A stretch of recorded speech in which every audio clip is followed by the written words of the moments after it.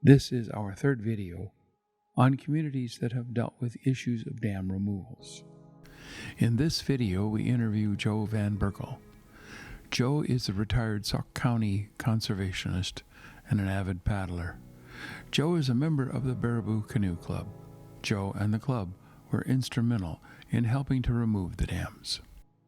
Well, we're here with Joe Van Berkel, who is a retired Sauk County conservationist and was an avid paddler, and has been involved with the discussion over the Baraboo Dam since its inception, which has got to be in the 90s. Yeah. So, can you tell us a little bit about how before late 80s we were talking about it? Tell us a little bit about your role and how you had an impact on this. Came into town as a paddler and was active with a bunch of friends, just doing regular trips down the river paddling, and worked for the county conservation department. One of my co-workers was with the Soil Conservation Service, and he's the first one who mentioned to me, "You guys are paddling all the time. Do you realize how good the Baraboo River would be for paddling purposes if they took out the dams?" That was a real enlightenment behind. Never even considered that you could take out dams, But then he talked about, it's Baraboo Rapids, history, things like that. So we just carried on that conversation for a while and then started getting active on bringing it up to the guys who I paddled with and talked about it. We had already done years of river cleanup, did an annual river cleanup project. We had been asked to do a canoe race as part of the Zuku Days. That was event in the park, Oshner Park. They were trying to bring more people in, so they added a music venue down below, added volleyball competition. They thought a canoe race would be a good part of it, so they came to us. We had always called ourselves the Baraboo River Canoe Club, but basically it was the same 6 guys who got together and paddled and, used the title when we thought a title was appropriate to bring people in to help clean up and things like that. So, but at the same time, you're building a constituency with those community events.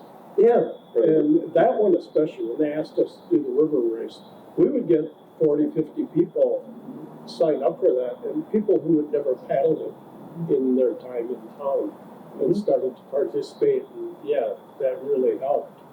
So then when Dean Steinhorst, who was the technician for the Soil Conservation Service, brought up the dam removal, we started throwing that idea out. And he was also on the Parks Board at the time. So that connected with the Oshner, which is a fundraiser for the Parks Department. He also was active on the city council at the time, and then eventually became mayor, which then spurred the utility department or utility commission to look at, they were the owner of the waterworks dam, and to look at that as a potential to get rid of that dam. And that was the first one. That was the one by Circus World, and that was the effort to remove that was through the utility commission. Dave Lawrence, who was the head of it at the time, and the staff, and Aubrey Bernhardt, who was the county, the representative commission lead. They were real avid. DNR jumped on board then. River Alliance jumped on board. A lot of organizations saw the benefit. DNR was a strong partner. And so Dean at that time had been elected mayor, retired from Soil Conservation Service, was elected mayor, and he kind of agreed to take on the economic aspects of dam removal and really preach that. I, on the other hand, did the environmental front and the benefits of dam removal. And as Mike said earlier, the key to that was just getting on every agenda you could.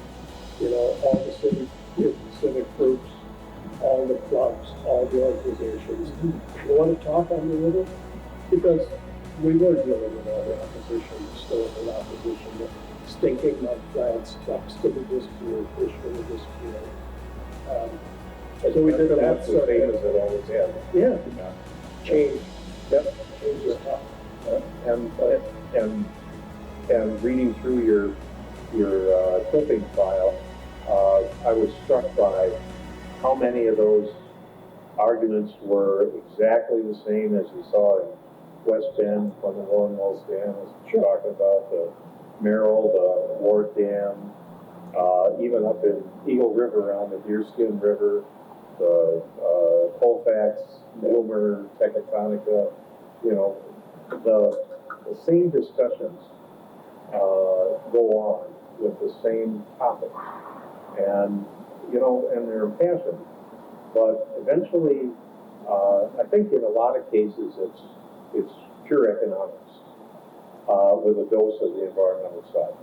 Exactly. And I always say that Dean took on the economic aspect, I took on the environmental. The one that swayed the decision is the economics.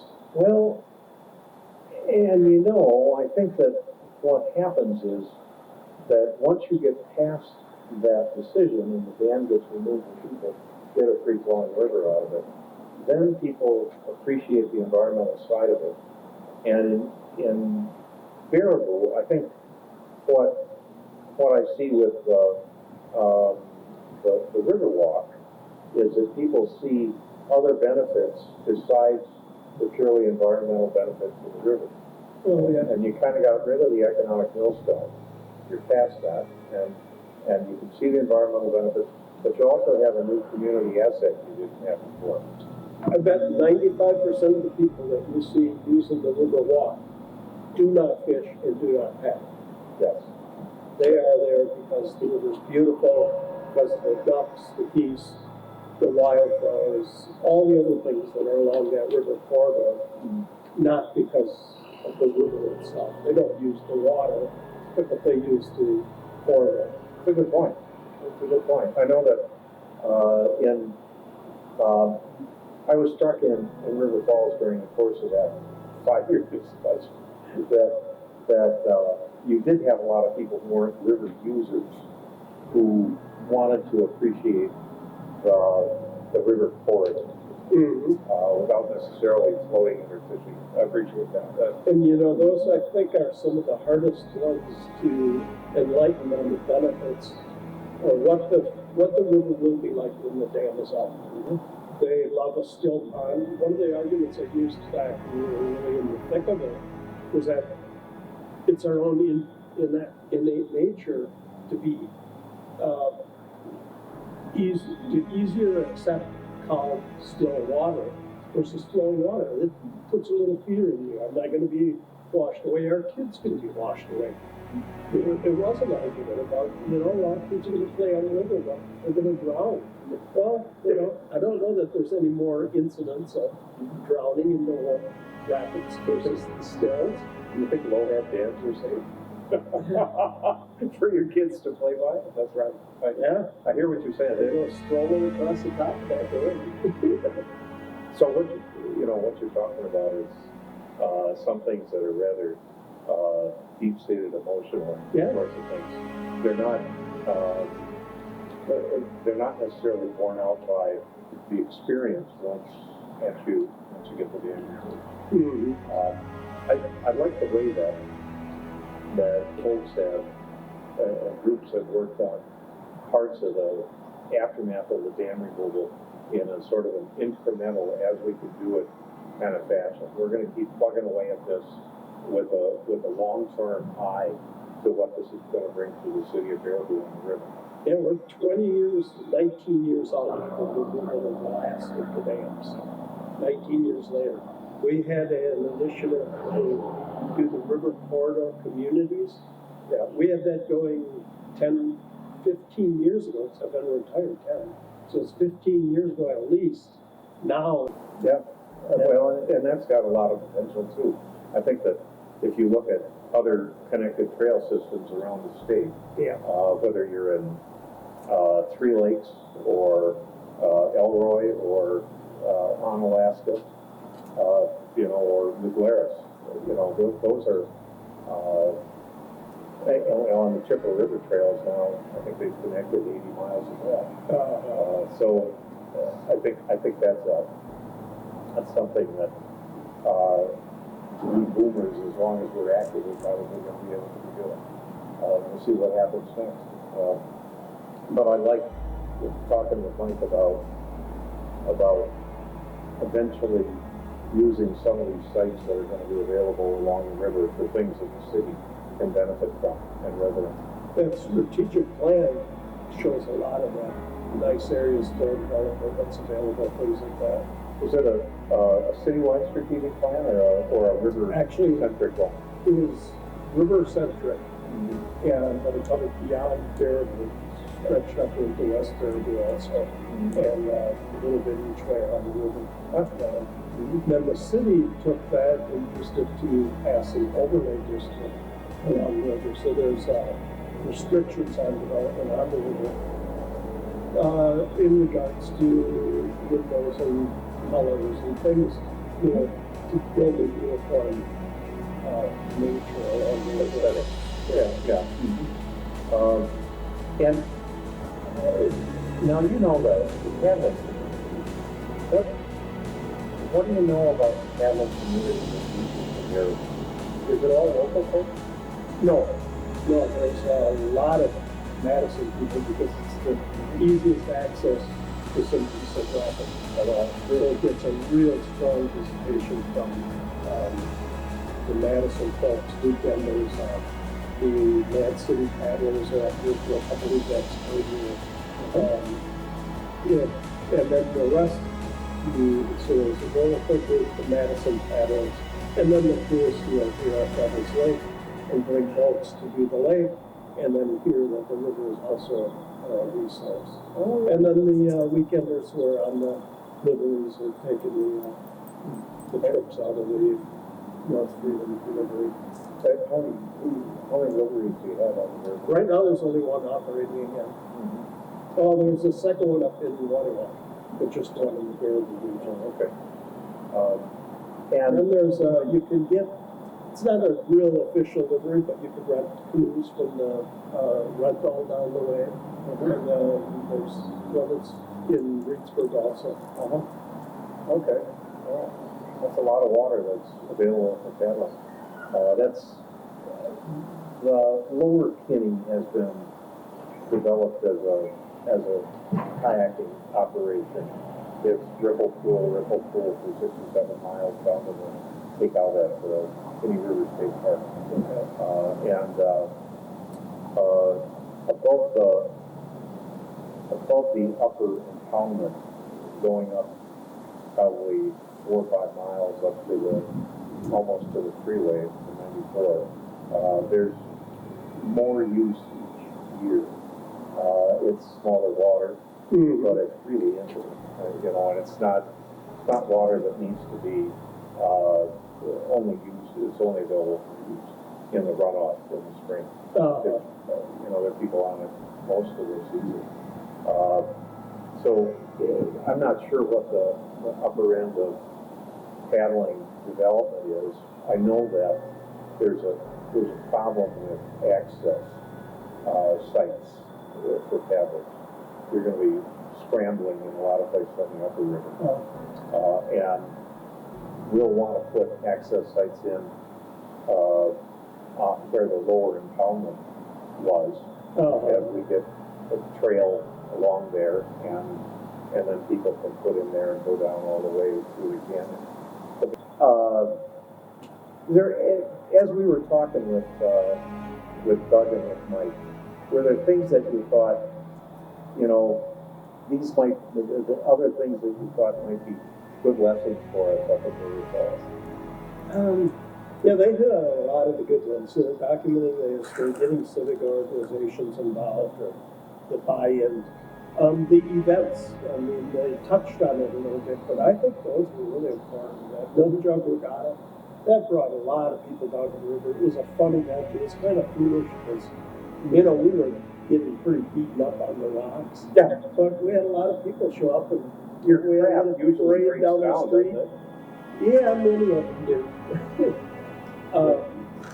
But yeah, just the events at the same time. We had the walleyes for tomorrow rolled up and gave away fishing poles and fishing licenses to the kids. We had the DNR crews here shocking fish, so people could learn from that. Putting together some of those events to celebrate the children. You know? It is change. It's hard for people to accept, but if there's something good attached to it, and get together and event, learning something, took us a long way, I think. Good. And then the groups, just getting groups involved. The civic group. Yeah. Civic or club. Yeah. One thing that we only touched on tangentially was schools and college. Oh, yeah. We did have real good with our river cleanup, which we did, for 25 consecutive years before we got to the point where we decided the river's so clean, there's nothing to do anymore. Mm-hmm. And because we had always really promoted it to the kids, exposing them at the schools.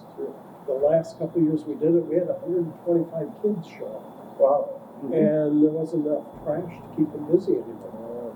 But what a problem they have. Yeah, it was great exposure for these kids to, Mm-hmm. And we worked with the biology teachers and they got points for it, which helped their grades or needed extra credit activities. Did you have any programs that either sort of monitored the natural world of the rivers? In other words, keep an eye on the insects. We had the STEM group from the 2-year campus in town. Yeah. Was doing river monitoring, and the high schools worked with us on river monitoring on the river itself and a lot of the feeder streams, because we did have a couple of priority watershed projects on the Baraboo River. Oh, it's kind of what started a lot of my interest. My work was in the priority watershed for the Baraboo. Sure. And so we have a real strong affiliate in the science department at the Baraboo School. We got her kids out doing a lot of monitoring for us. It is important, isn't it, to have somebody who is an advocate for those kinds of programs within a school? Oh, yeah. Yeah. Those folks are great allies. I wouldn't have the time in the position I was in, and they would commit to it. Yeah. And the teachers taking it all and working with them and teaching them, well, you can just see them light up and they scoop up that first bundle of detritus and start seeing that there's actually activity in there. And like, yeah, that's a great experience. We've got stronger environmental character in this community. We've got big conservancy on a large having a lot of the Baraboo floods, but always having occupancy. We've got the Stan Power Foundation active in the county. The Alva Leopold Foundation, Southern and South County, and the Green Foundation. So you've got a real strong contingent of environmentally oriented people